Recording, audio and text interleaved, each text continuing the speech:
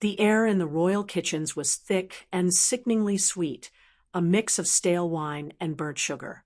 Lillian didn't notice the smell anymore. She only noticed the cold. It crept from the stone floor and bit at the raw skin on her hands, where blisters had popped hours ago and left ugly, weeping patches. She stood bent over a giant copper pot, scrubbing dried grease with a rag that was barely softer than sandpaper.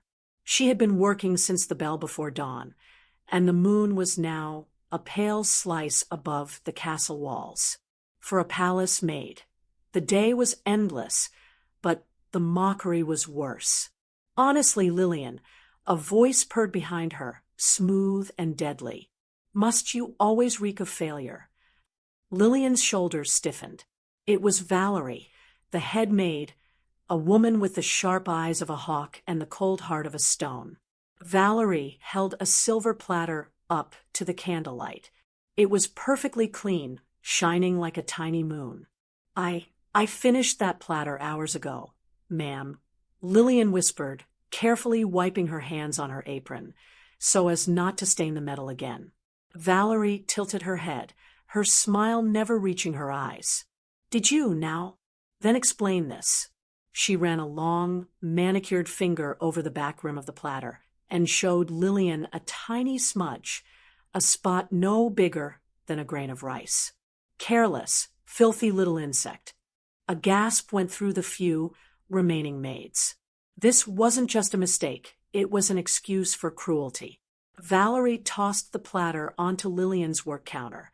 Scrub it again. Use the rainwater barrel, and use your bare hands. We can't waste good soap on your peasant clumsiness. Lillian knew better than to argue. The rainwater barrel stood outside, a metal drum that felt like ice even in the middle of summer. She hurried out, the cold night air hitting her like a slap. Tears pricked her eyes, but she swallowed them back. Crying only made Valerie smile more. Back inside, she plunged her hands into the freezing, murky water. The pain was immediate and blinding, shooting up her arms and making her teeth ache. She scrubbed the tiny smudge until her fingertips felt numb and the raw skin on her knuckles began to split, weeping fresh blood into the water.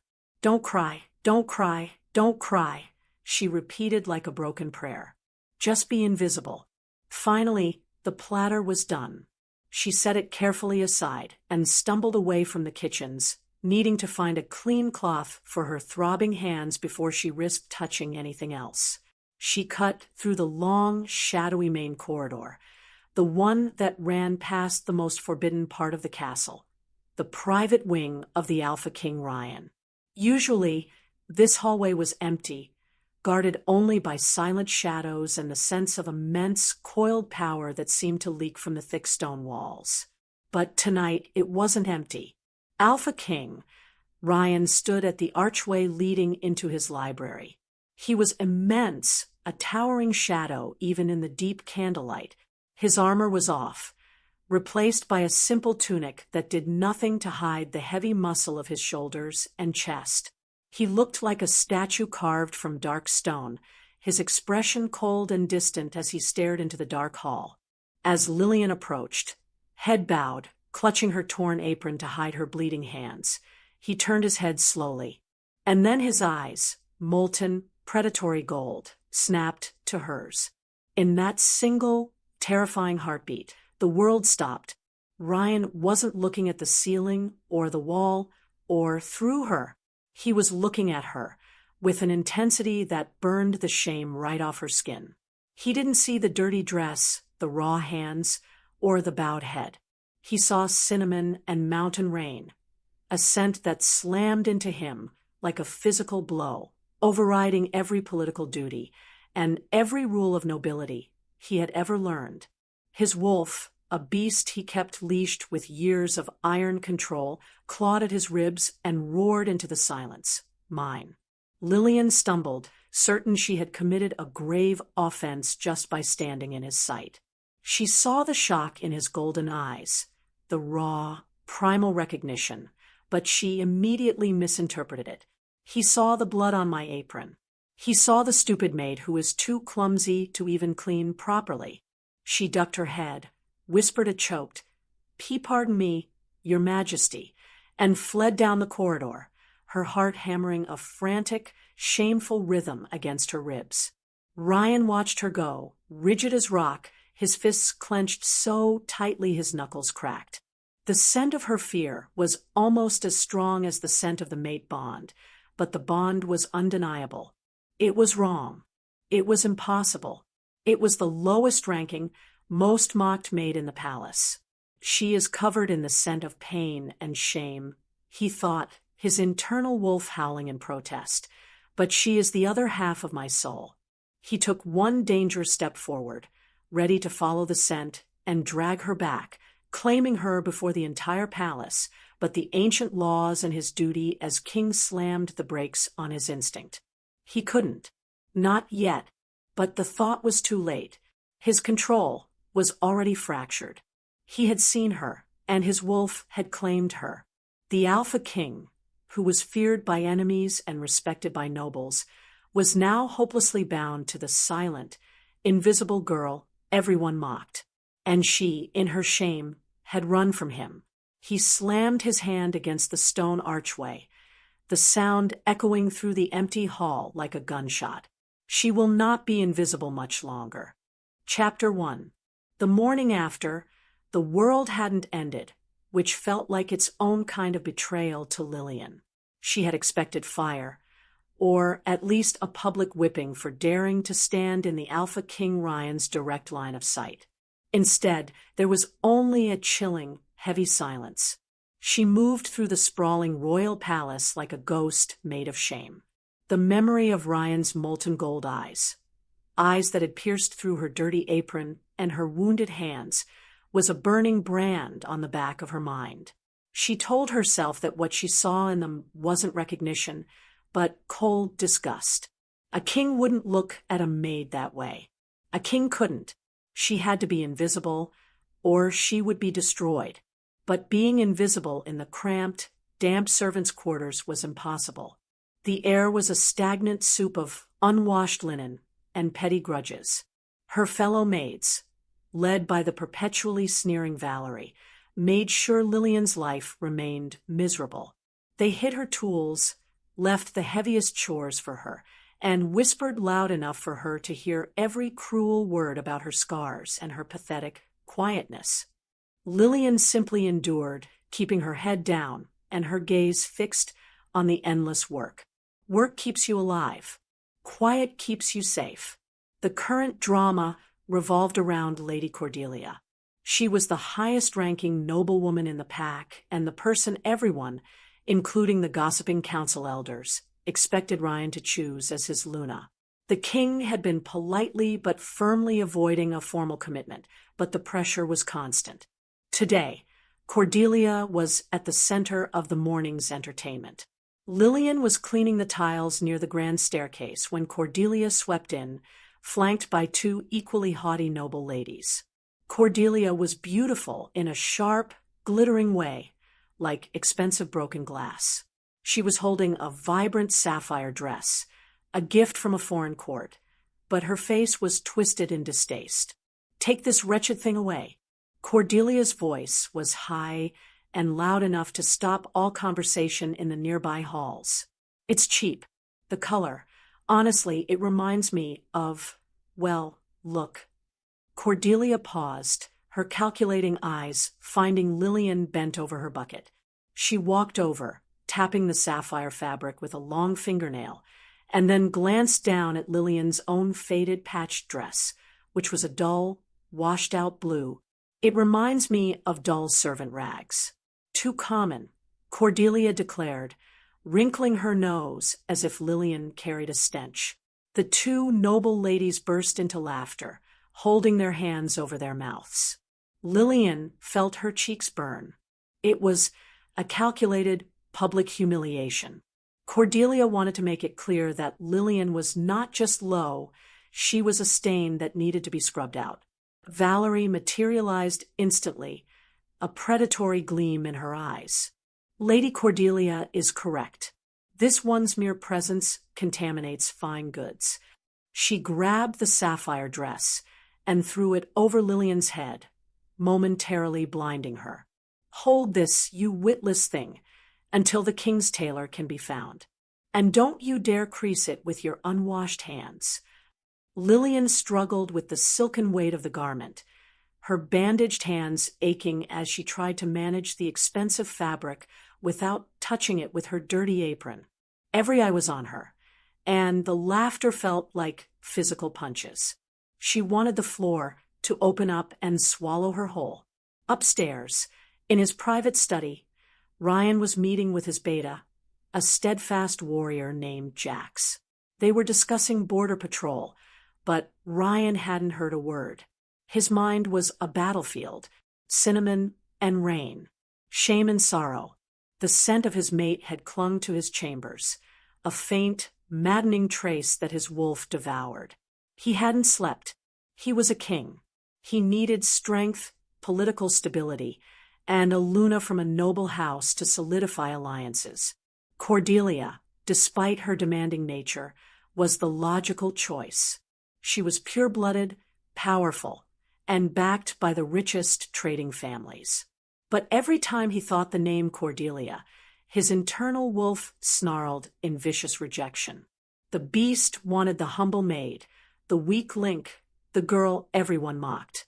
It was a cosmic joke, one that threatened to undermine his entire reign. "Your Majesty," Jax said, his voice hesitant, "the elders are asking again about the date for your formal courtship of Lady Cordelia." Ryan ran a hand over his face, the stubble rough beneath his fingers. "Tell them I am handling it." Handling it? He knew he was avoiding it. If he claimed Cordelia, the mate bond to Lillian would weaken, perhaps even fade with time, saving his kingdom from chaos. But the thought of rejecting Lillian caused a sharp, visceral pain in his chest, making his wolf writhe in anguish. Duty, law, kingdom. He repeated the words like a mantra. He was the Alpha King. He did not let chaos rule. He did not let destiny force his hand. He would ignore the scent. He would forget the golden flash of her eyes.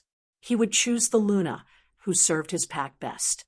Ryan stood, making his decision. "Send word to the council.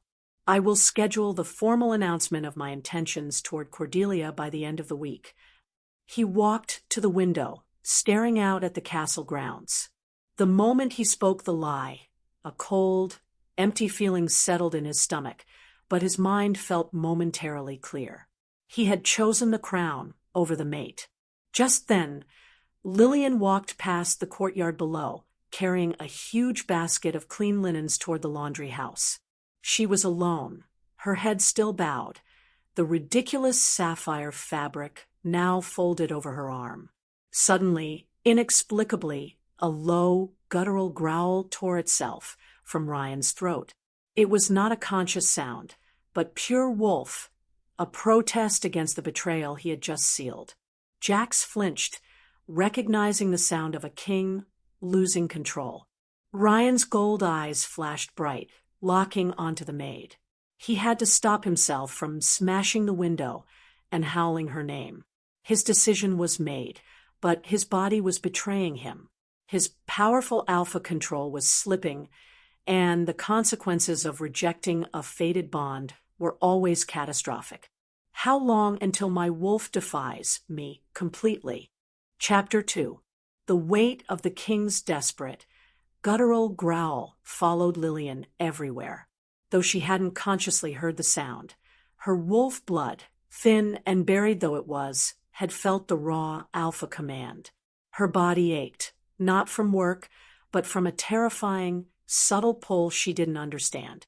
Her fear that she would be noticed had already come true, and now the palace seemed to shrink around her. Even Valerie, usually quick with a cruel jibe, was unnaturally subdued, though her eyes still followed Lillian with suspicion. The servant corps knew the king hadn't been himself since the incident at the staircase, and the air of anxiety was contagious.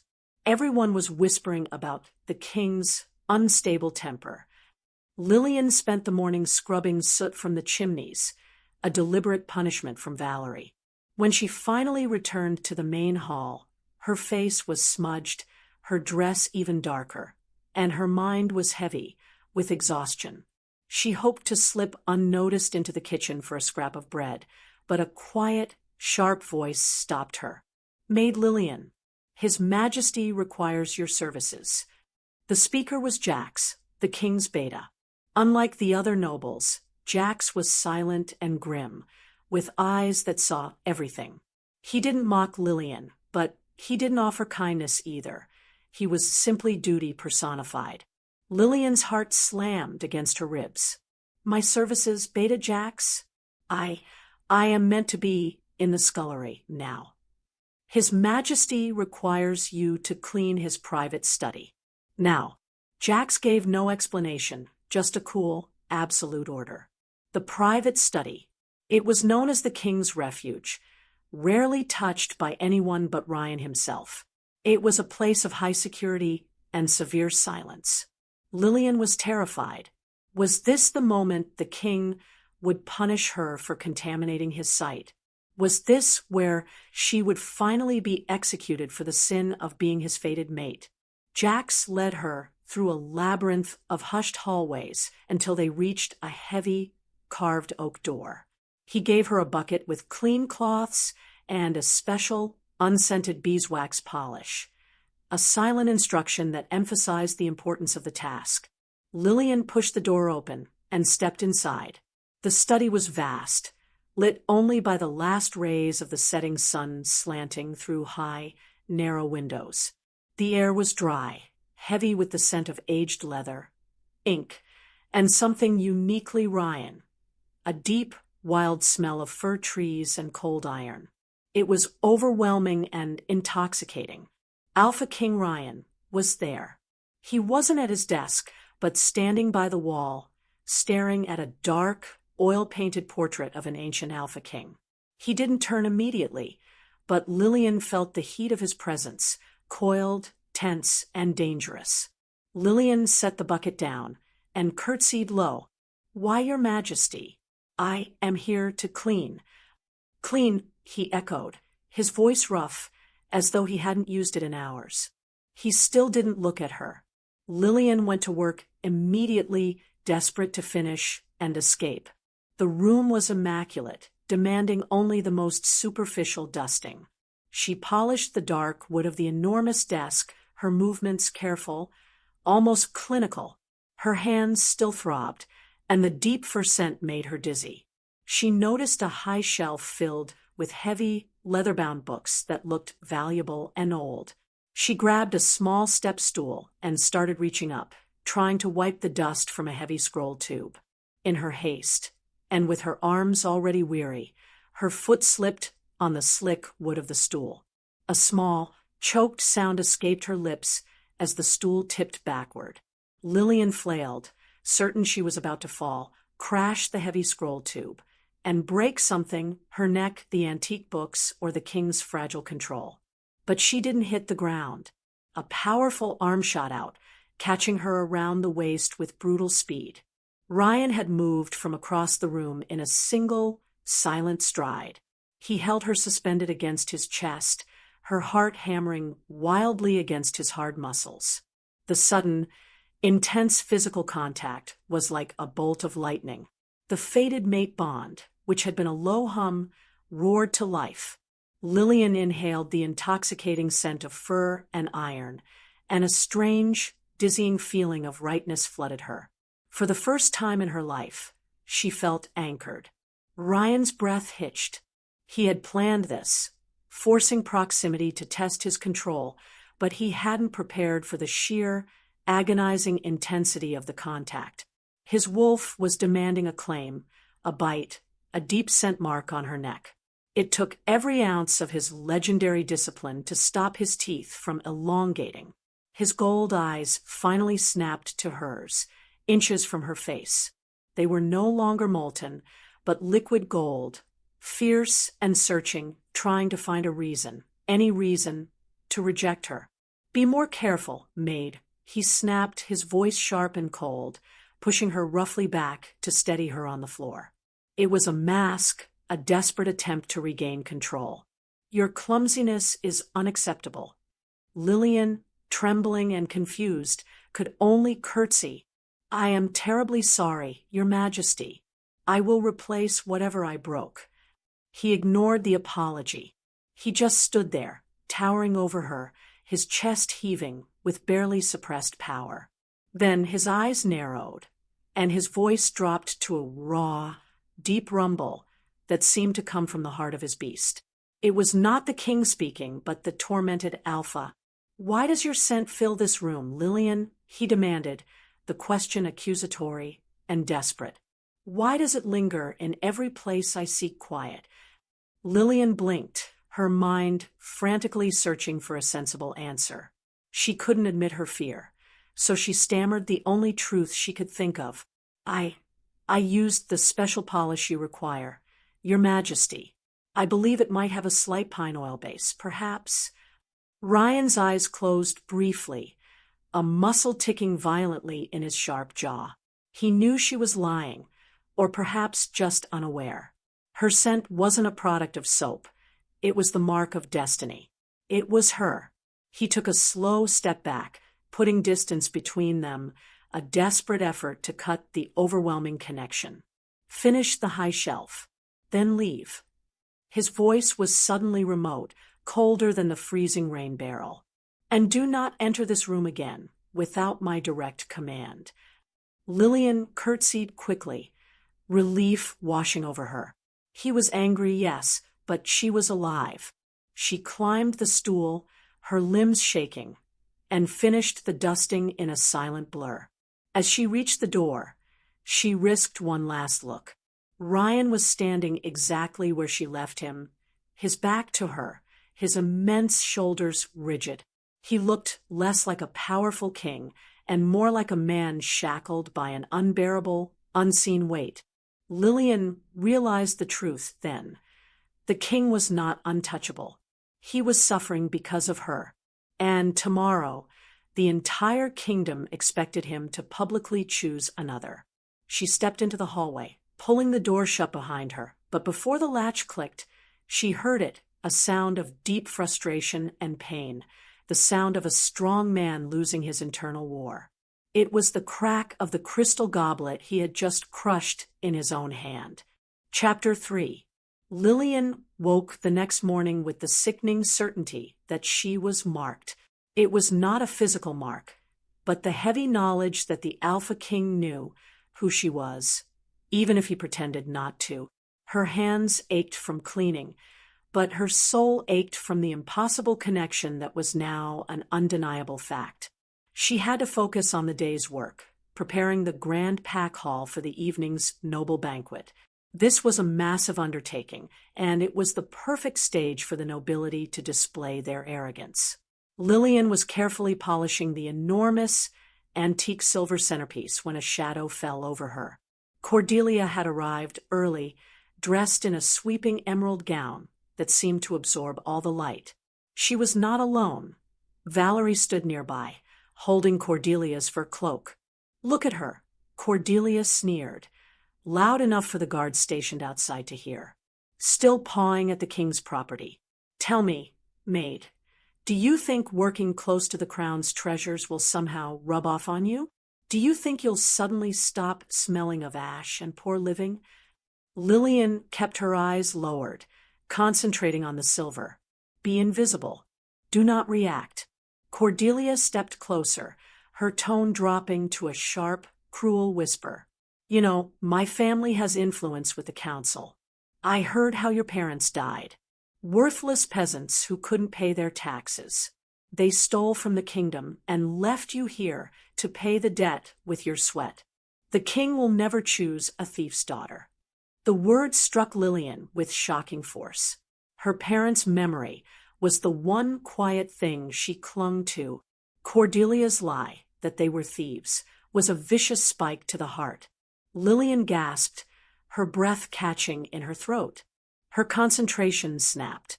Her hand, already shaking from the accusation, slipped. The heavy, ornate crystal goblet she was polishing slid from her grasp and crashed onto the polished stone floor. The sound was deafening. The priceless crystal shattered into 1,000 gleaming, razor-sharp shards. Cordelia let out a high-pitched, dramatic scream. "You clumsy, treacherous fool. That was a gift from the Southern Territories. It is priceless. The nerve. You dare steal our heir. Then you destroy the king's gifts? You must be whipped." Valerie was instantly at Lillian's side, grabbing her arm with painful force. "You heard the lady. Guards, take this careless thing to the whipping post. She's ruined King's property." Lillian was too stunned to fight. The shame of the broken glass, combined with the pain of Cordelia's lie about her parents, immobilized her. Valerie began to drag Lillian toward the hall entrance, ready to make a public spectacle of her punishment. Suddenly, a sound sliced through Cordelia's screaming and Valerie's harsh command. It was the sound of heavy, quick bootfalls. Alpha King Ryan appeared in the archway, his face a mask of cold fury. He had been on his way to his war room, but the sheer volume of the emotional distress, the fear, the rage, and the sharp spike of his mate's sudden terror had drawn him like a magnet. He surveyed the scene. The glittering wreckage on the floor, Cordelia pointing dramatically, and Valerie yanking Lillian's arm. Ryan didn't roar. He didn't even raise his voice. He simply fixed his molten gold eyes on Valerie. His voice was low, laced with absolute alpha command, yet eerily calm. "Unhand her, head maid." Valerie froze, instantly releasing Lillian.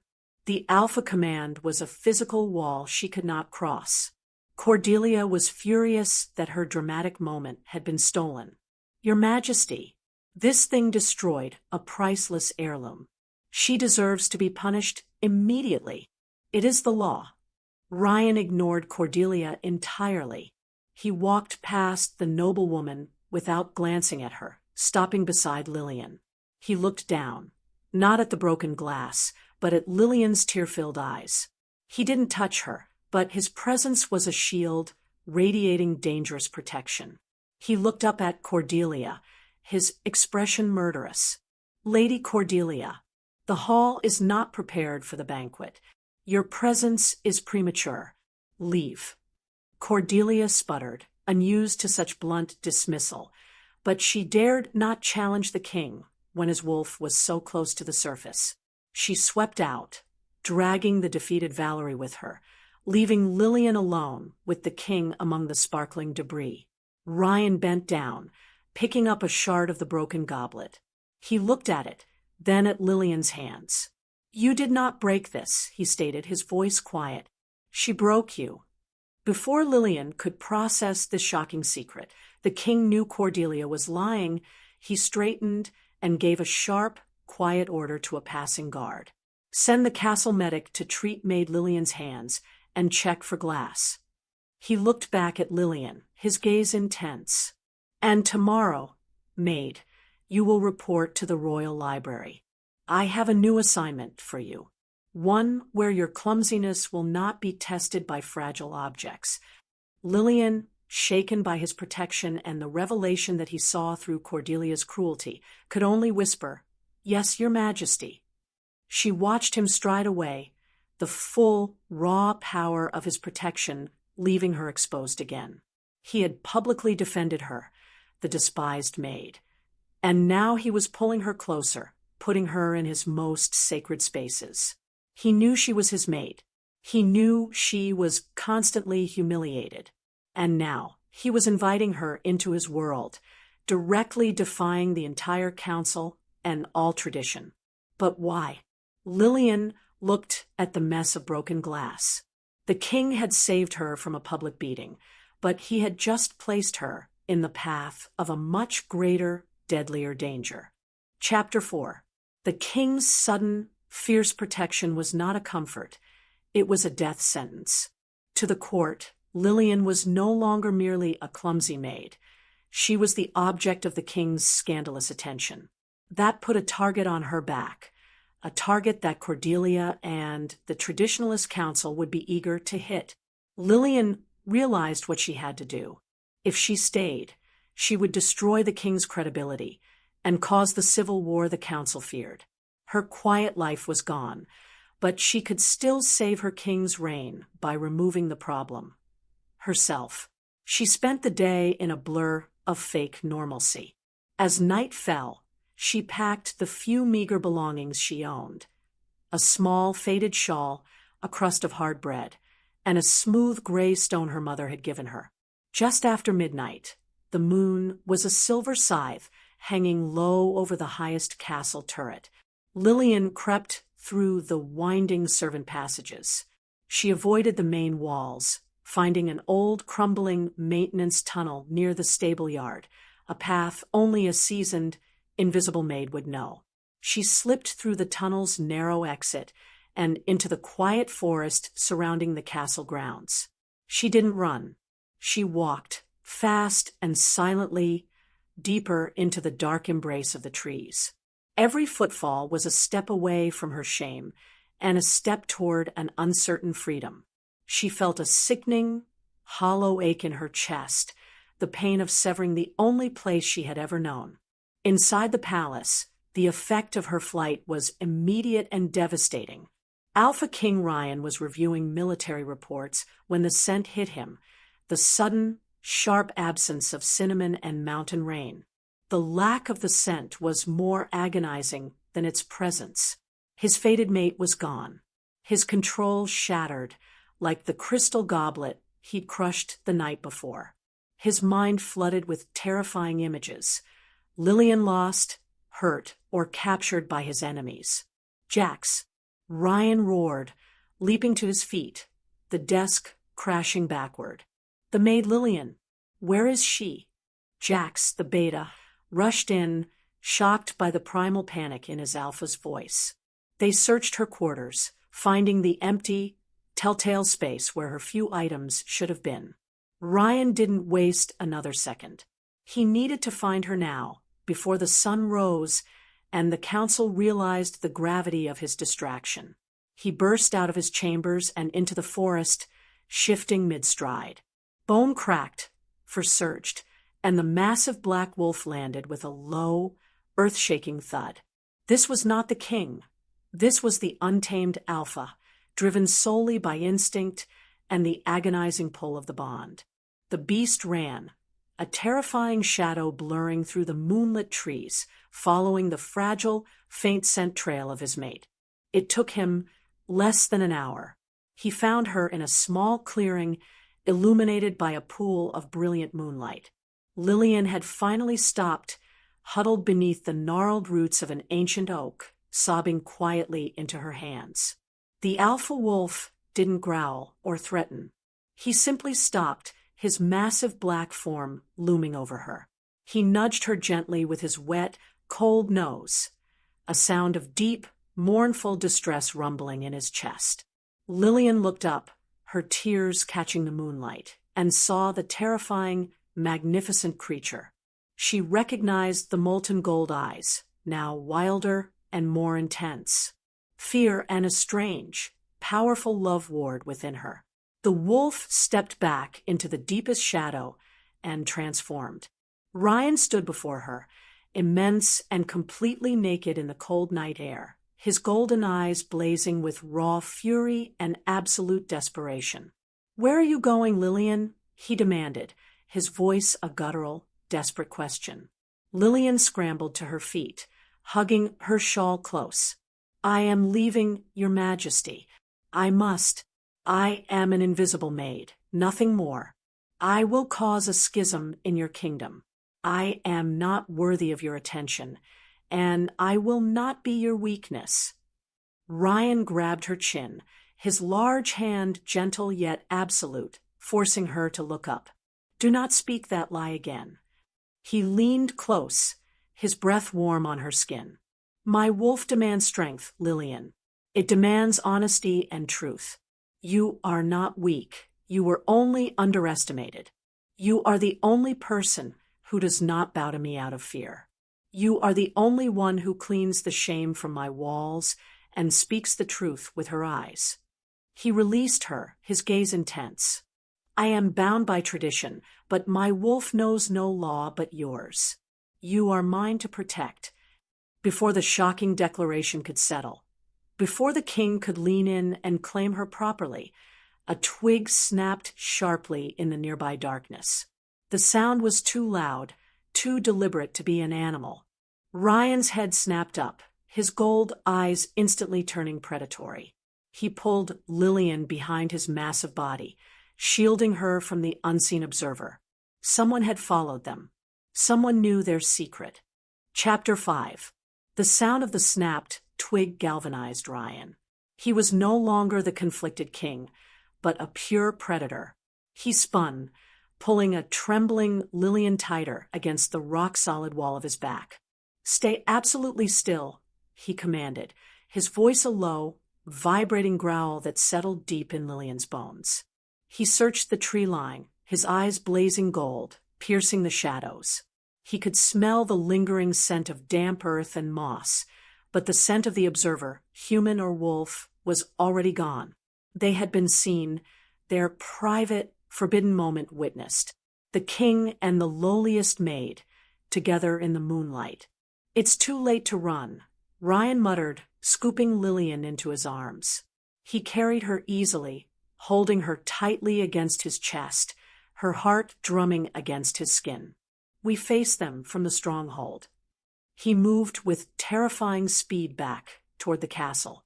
They re-entered through a hidden gate near the battlements, a path only the Alpha King knew. Waiting just inside the gate was Jax, the beta. Jax's face was grim. He hadn't needed a description of the king's wolf or a confirmation of the mate bond. Ryan's sheer desperation had been confirmation enough.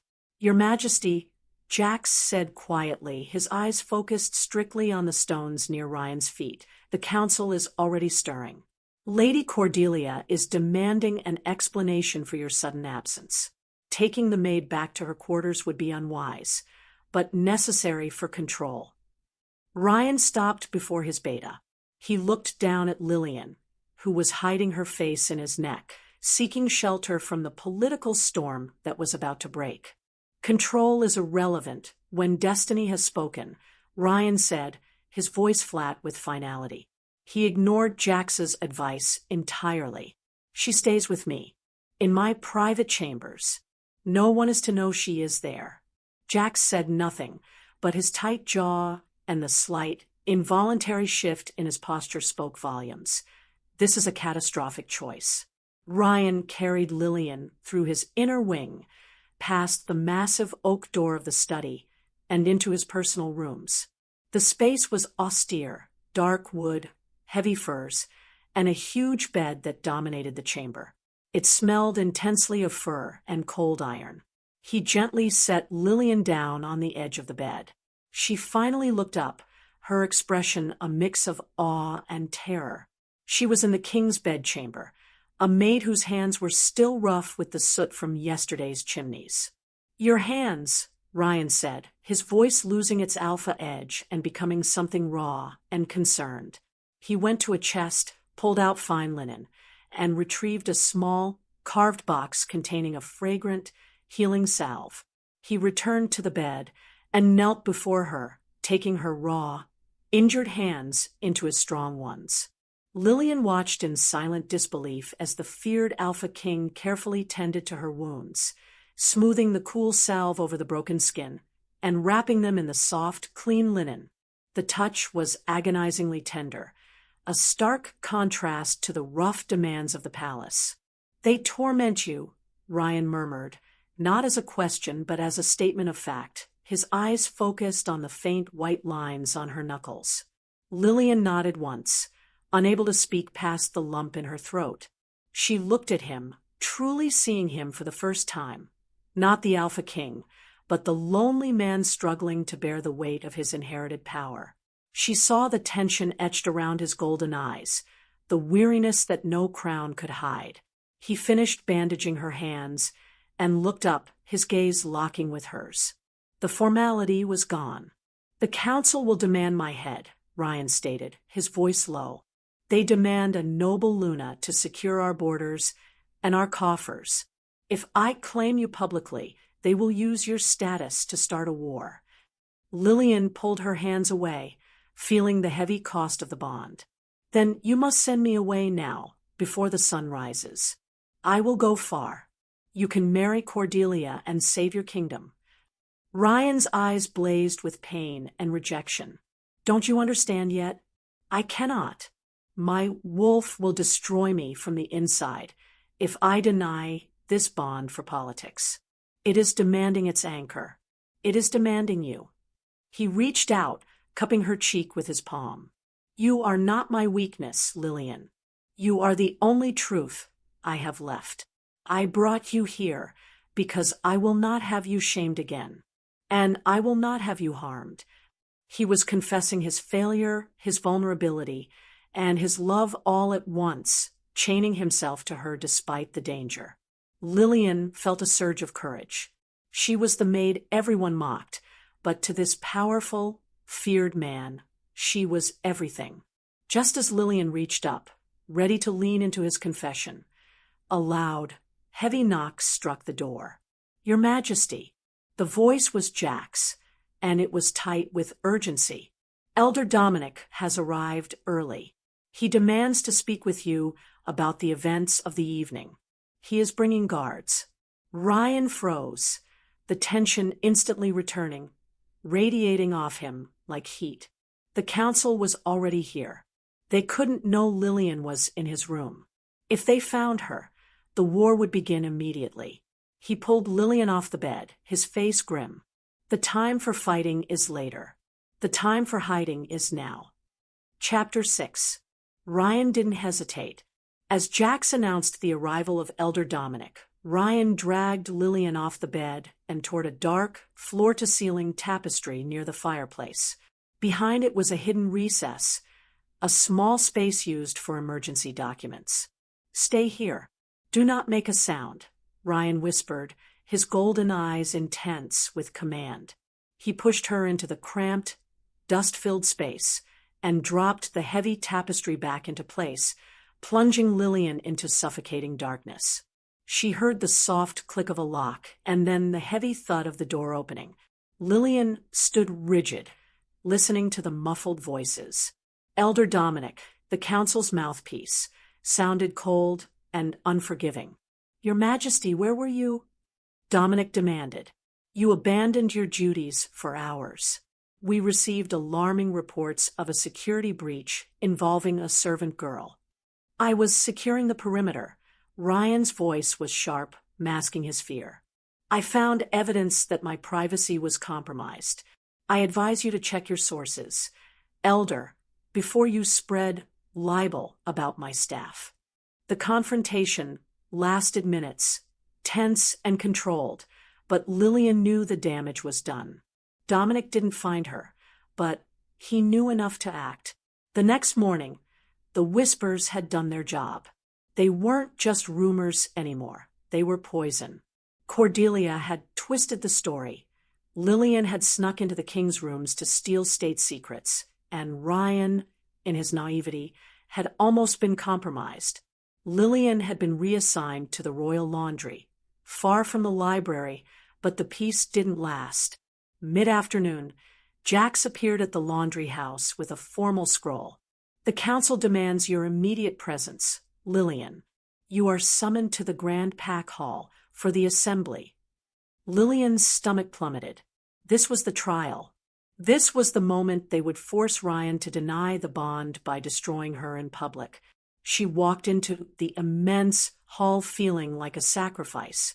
Hundreds of wolves and nobles were gathered, the entire pack assembly. They stared at her, their expressions ranging from cold hatred to smug curiosity. She stood alone in the center of the vast, echoing space, her hands hidden in her apron, her worn dress sticking to her skin. Alpha King, Ryan stood on the dais, flanked by Jax. He looked like granite, his face impassive, but his eyes searched for hers, radiating a raw, tense energy. Elder Dominic opened the proceedings, his voice booming. "We are here to discuss the stability of the kingdom, which has been threatened by a scandalous distraction." He pointed a condemning finger at Lillian. Before the elder could continue, Cordelia swept forward, dressed in a stunning gown designed to draw all eyes. She wanted the kill shot. "We don't need debate, Elder," Cordelia declared, addressing the crowd. "Look at her. The Alpha King must choose strength, not weakness. This girl is clearly not even healthy." Cordelia didn't stop there. She raised her hands in a theatrical gesture. She was a witch wolf, and her power was malice. Though no open spell was cast, her voice was laced with a subtle suggestion magic, a dark, hypnotic undertone designed to amplify the flaws the crowd already saw. "Look at her," Cordelia sneered. "So thin, so sickly. She steals the energy from the air around her. See the shadows under her eyes? See the color draining from her cheeks? A common peasant who would bring only disease and instability to the king's children." The suggestion worked with horrifying speed. Where before the pack had seen a shabby maid, they now saw something sickly and repulsive. Whispers swelled into a tide of cruel laughter and disgust. Lillian felt the full, crushing weight of their contempt, amplified by Cordelia's magic.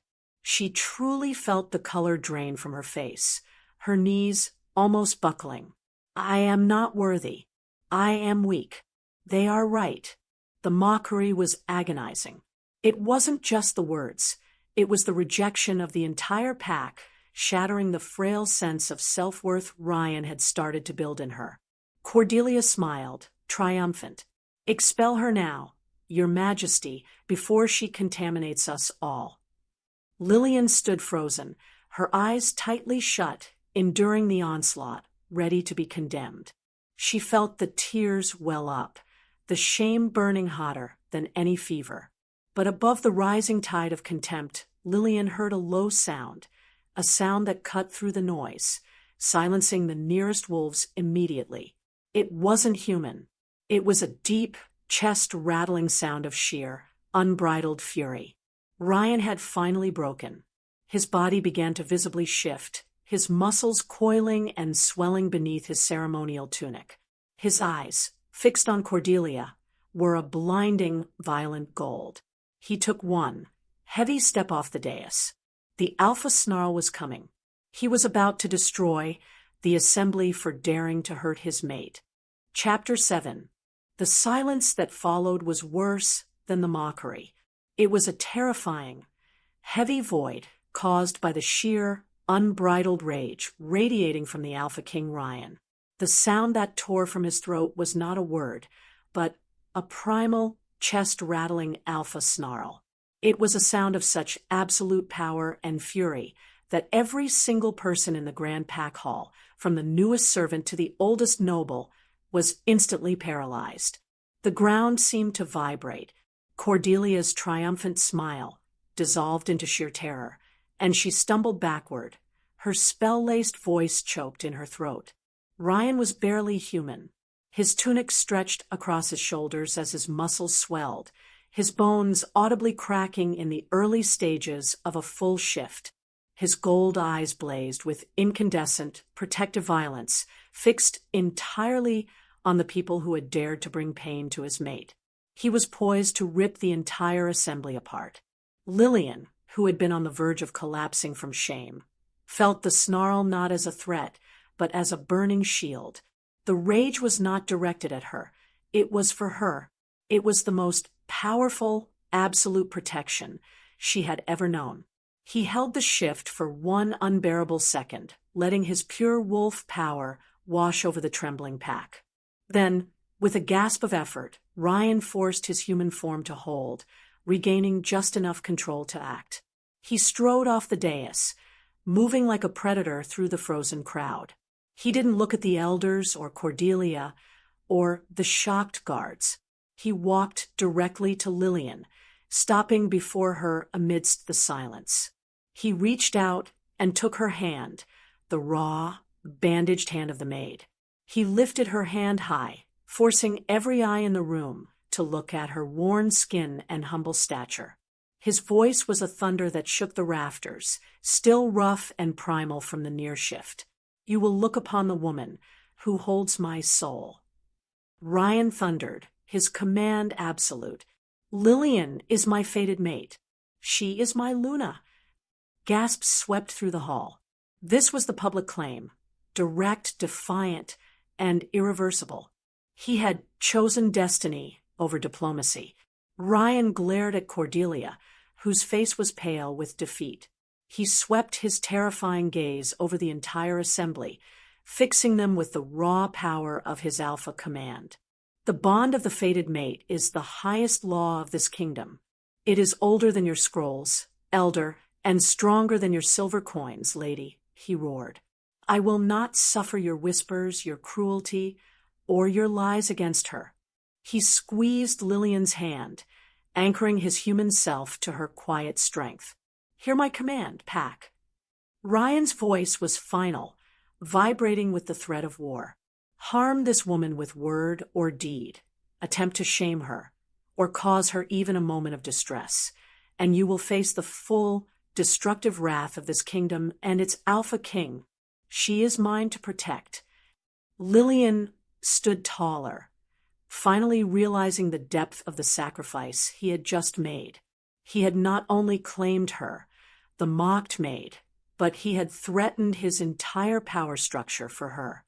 The silence of the hall slowly morphed from terror into awestruck realization. The bond was real, and the king would destroy anyone who stood against it.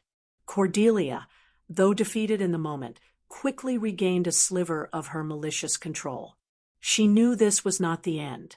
She shot Lillian a look of pure, concentrated hatred, a silent promise of vengeance.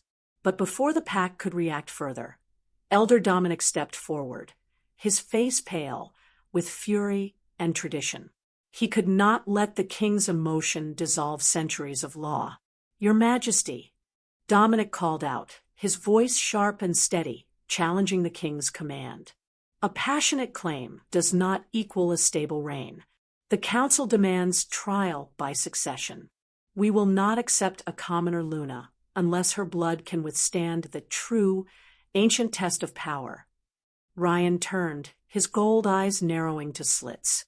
Dominic was demanding a duel, a formal, legal challenge to the throne. The elder's voice was absolute.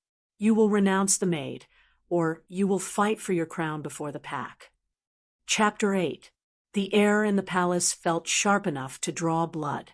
The challenge was set.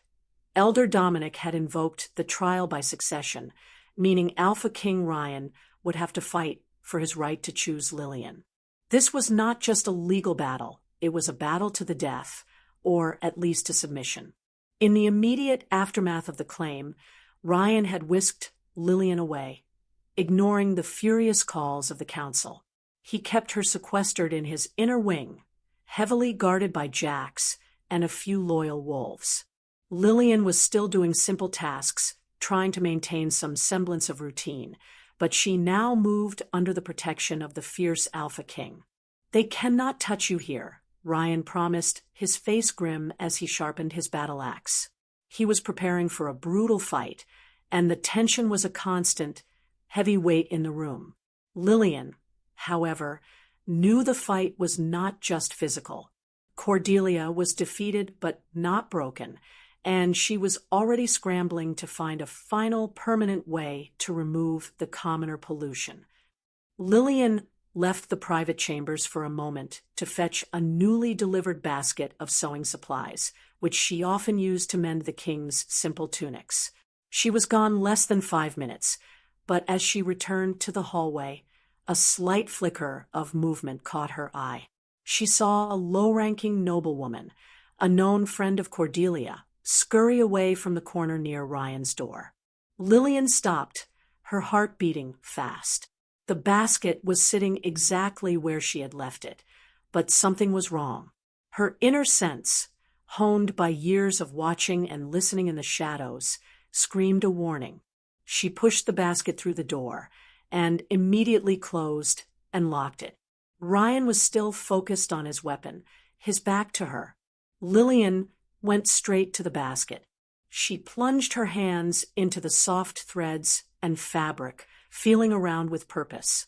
Her fingers brushed against something hard and cold that did not belong, a small, intricately carved wooden box. She opened the box. Inside, glittering softly against the dark velvet lining, were 3 heavy royal jewels, a sapphire, a large ruby, and a flawless diamond. These were priceless signature items, easily identifiable as belonging to the royal treasury. Lillian's mind raced. It was a trap. Cordelia hadn't been defeated by the public claim. She had been driven to desperation. If the jewels were found in Lillian's care, the king wouldn't be able to protect her from the charge of capital theft, a crime punishable by immediate execution. No fated mate bond could override the law against stealing from the crown. Just as Lillian picked up the wooden box, there was a violent hammering on the door. "Open up, Your Majesty." It was Valerie, sounding shrill and overly confident. "Lady Cordelia has an urgent matter of state. A high-value theft has just been reported." The door burst open just as Ryan turned, his face a mask of rage at the intrusion.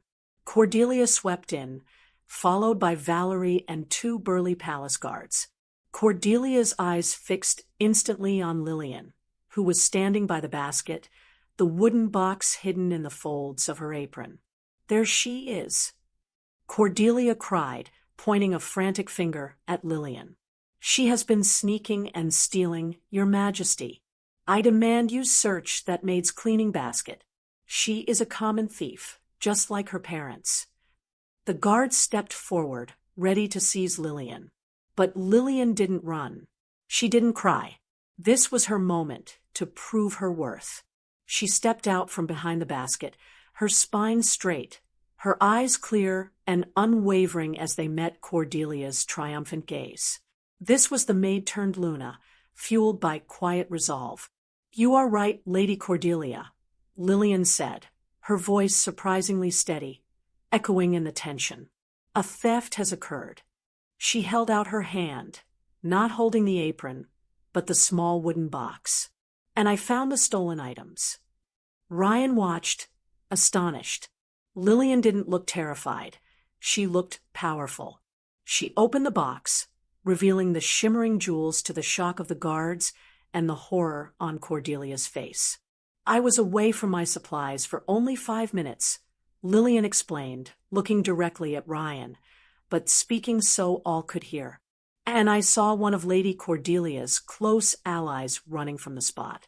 These items were clearly planted just moments ago, not to accuse me, but to force the king to abandon his claim to his mate before the trial." The silence that followed was absolute. Cordelia's jaw dropped in genuine shock. Her brilliant trap had been countered by a maid's simple intelligence. Ryan looked from Lillian's calm face to Cordelia's sputtering rage. A slow, proud smile spread across his lips. She had not only survived the trap, she had weaponized it. "Valerie, escort Lady Cordelia and the noblewoman who helped her to the deepest dungeon," Ryan commanded, his voice cold and final, attempting to frame the Luna is treason. "They will wait there until their fate is decided." As Cordelia was dragged away, spitting threats, Ryan turned back to Lillian, his heart swelling. He had been preparing for a physical fight, but Lillian had just won the mental war. He strode to her, pulling her close. "You are more than worthy, Luna. You are brilliant."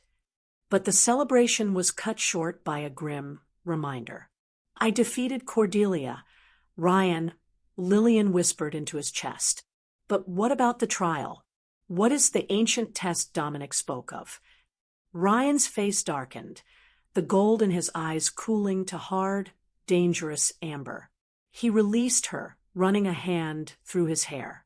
"The trial by succession is not a civil debate, Lillian," he revealed, his voice low with dread. "It is a fight under the full moon. The challenger must fight the alpha, and the Luna must defend the alpha's territory, while he fights. If you fail to defend the territory, or if I fall, you will be publicly executed as a traitor." Chapter 9. The secret of the trial by succession hung in the air like a blade. Lillian wasn't just risking her life, she was risking her king's entire reign. If she failed to defend the designated territory while Ryan was fighting the challenger, they would both fall. "You don't have to do this, Lillian," Ryan said hours later, his hand resting heavily on her shoulder. They were in the training yard, practicing simple defensive moves. "I can fight the challenger and secure the territory myself, but it will split my focus, and the council knows it." Lillian looked up, her expression resolute. "I am your Luna. If you must fight for us, then I must fight for you." Over the next few days, Ryan worked relentlessly, training Lillian in quiet moments, teaching her how to use the ancient boundaries of the pack hall grounds as her shield. Her hands, though still scarred, were now strong. The main challenge, however, wasn't military. It was political. The council refused to wait for the trial. They called a final, closed-door meeting to force Ryan's surrender before the duel, hoping to avoid bloodshed. Elder Dominic, backed by a grim circle of old, traditionalist wolves, stood opposite Ryan in the king's war room. Lillian stood a few steps behind Ryan, a silent shadow, but no longer an invisible one. "Your Majesty, we beg you to see reason," Dominic pleaded, though his voice held the steel of an ultimatum. "Cordelia is gone, and her influence is minimal, but the law remains.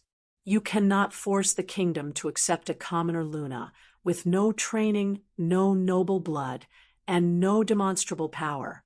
This is suicide. Renounce the bond, or face the consequences." Ryan's face was stone. He was ready to issue a cold, definitive refusal based on the divine right of the fated bond. But before he could speak, Lillian moved. She stepped out from behind Ryan, walking slowly until she was standing side by side with the Alpha King. Her action, a maid daring to stand equal to her king before the highest court, stopped the council's arguments mid-sentence. Lillian didn't look terrified. She looked exhausted, but utterly determined. She had lived too long in the shadows to fear the light now. "Elder Dominic," Lillian began, her voice simple and steady, though quieter than Ryan's booming tone. "You demand noble blood. You demand power.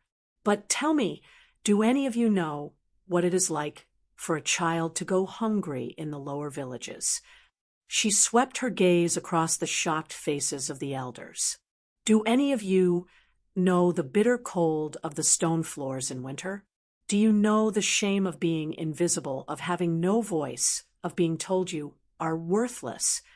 Her words struck deep, not because they were powerful threats, but because they were simple, undeniable truth.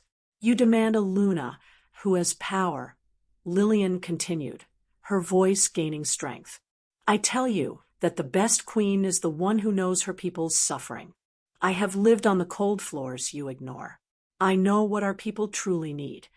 She looked directly at Dominic, her eyes holding no malice, only conviction. "I will bring loyalty, truth, and the humility of knowing what it means to serve this pack from the bottom up. Is that not a strength you should desire, or do you only wish to rule over the rich?" The emotional appeal was a direct hit. The room fractured. A few of the younger noble wolves, the ones who oversaw the struggling farmlands and smaller villages, nodded slightly, seeing the validity of her point. Lillian wasn't talking law. She was talking about the life they protected. Dominic saw the doubt spreading. His fury mounted. This peasant girl was undermining centuries of tradition with simple words. "Silence," Dominic roared, slamming his fist on the table. "Your king is blinded by sentiment. We will not have a Luna, who is an embarrassment to our bloodline. The trial will proceed at the Blood Moon this weekend, and I promise you, Your Majesty, you will face an opponent worthy of your power. and this maid will not survive to see the dawn. He leaned forward, his eyes burning with malice. I did not trust our own wolves to be ruthless enough to defeat you. Alpha, I have summoned a challenger from the northern lands, a warrior who knows no loyalty to your pack, a wolf who cares only for blood and a title. He will not fail, and when you fall, your commoner Luna will be executed for treason. Chapter 10. The night of the trial by succession was cold and clear. The moon hung heavy in the sky, not silver, but a deep, unsettling shade of blood red, a symbol of the war that was about to unfold. The entire pack had gathered at the edge of the palace grounds, where a cleared circle marked the fighting arena. Lillian stood beside Ryan, dressed in simple leather trousers and a tunic, not a maid's rags, but the practical clothes of a warrior. She was terrified, but she focused on the feel of the cold earth beneath her boots. The challenger arrived. He was a massive, scarred northern alpha named Kellen, a ruthless mercenary wolf with no loyalty to the kingdom, only to the gold promised by Elder Dominic. Kellen's eyes raked over Lillian with open contempt. Dominic stood before the assembly, his face set with cold satisfaction. The trial will proceed. King Ryan will fight Kellen for his throne, and the commoner, Lillian, will defend the south perimeter of the grounds. If she fails to defend her borders, the trial is forfeit, and the king is defeated. Ryan looked at Lillian, his eyes full of fierce, protective love. He spoke quietly, for her ears only. Remember the hidden places, my Luna. You are stronger than you know. He then shifted, his massive black wolf disappearing into the fighting circle to face the brute Kellen. The sounds of their battle, the tearing of earth, the bone-jarring impact of their bodies, and the ferocious snarls immediately filled the night. Lillian ran to the south perimeter, the dense, shadowy forest edge she had memorized during her secret training. Her fight began almost immediately. Kellen was brutal, but he was also smart. He knew the best way to defeat Ryan was to break his focus. Kellen slammed his wolf form against the boundary of the fighting circle, howling with savage intent, trying to draw Ryan's eyes to the south. Then, 3 smaller, fast-moving wolves, Dominic's secret allies, burst from the tree line and charged Lillian's perimeter. This wasn't just a duel, it was an ambush. Lillian didn't have the strength to fight them, but she had knowledge. She remembered the loose, icy stones Ryan had pointed out. Just as the wolves rushed her, she threw herself to the side, kicking at the stones, triggering a small landslide that tumbled down the slope and forced the charging wolves to scatter or fall. They snarled, confused by the strange defense. Lillian stood firm. Her raw courage, not her brute force, held the line. Kellen, seeing his distraction tactic fail, let out a frustrated, deafening roar. Ryan, now free from worry over Lillian, unleashed a final devastating attack, driving Kellen to his knees. The northern wolf was defeated, but the trial wasn't over. Elder Dominic still stood, demanding the assembly declare the commoner's defense invalid. Then, a sudden, powerful movement broke the council's resolve. Jax, the loyal beta, strode forward and positioned himself at the south perimeter where Lillian stood. He did not ask permission. One by one, 5 other high-ranking wolves who had been swayed by Lillian's defense and her emotional appeal in the war room stepped forward and stood beside Jax. They were bowing to their Luna's defense. Dominic's face fell. He had lost his support. The pack had chosen the bond over the law. Ryan returned from the circle, shifting back to his human form. He was battered and bloody, but his golden eyes were fixed entirely on Lillian. He ignored Dominic and the fallen challenger. He walked to the center of the grand hall, where a sudden beam of the blood-red moonlight shone down, illuminating the victorious Alpha and the Maid. Instead of demanding a crown, Alpha King, Ryan dropped to one knee before Lillian.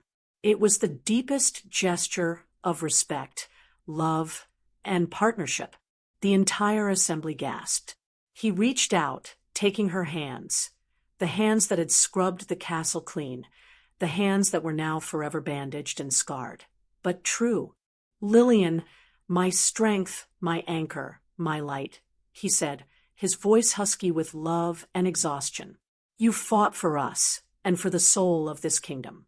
Will you take your rightful place at my side and be my Luna?" Lillian's eyes filled with tears, not of shame, but of pure joy and absolute victory. "Yes, my king," she whispered. Elder Dominic, defeated, finally bowed his head. Every wolf in the hall, including the newly stripped Valerie, who watched from the back, dropped into a low, reverent bow. The mocked maid had risen, and the pack had finally accepted their true queen. Epilogue. Weeks later, a soft, golden light was breaking over the kingdom. Lillian stood on the royal terrace, the air crisp and clean. She was no longer dressed in rags or practical tunics. She wore the simple, elegant Luna attire of a queen, with a circlet of polished silver resting lightly on her head. The council and the pack had bowed. Elder Dominic and his allies, stripped of power, had been forced to acknowledge the undeniable strength of the fated mate bond. Valerie, the cruel servant leader, was now doing the scullery work Lillian had been freed from. Justice was quiet, but complete. Lillian lifted her hands, turning them over in the new sunlight. The scars from the cold water and the broken crystal were still there, faint white lines against her skin. But they no longer felt like marks of shame. They were marks of survival, reminders that she had endured the worst the palace could throw at her. She closed her eyes, finally understanding her true arc. She had been an anchor for her alpha, and she had been strong enough to pull the kingdom from the brink of tradition-bound chaos. She realized the painful truth. She was never weak, she was only underestimated. Alpha King Ryan stepped up behind her, wrapping his powerful arms around her waist. He pressed a kiss to her temple, his presence a comforting shield of fur and cold iron.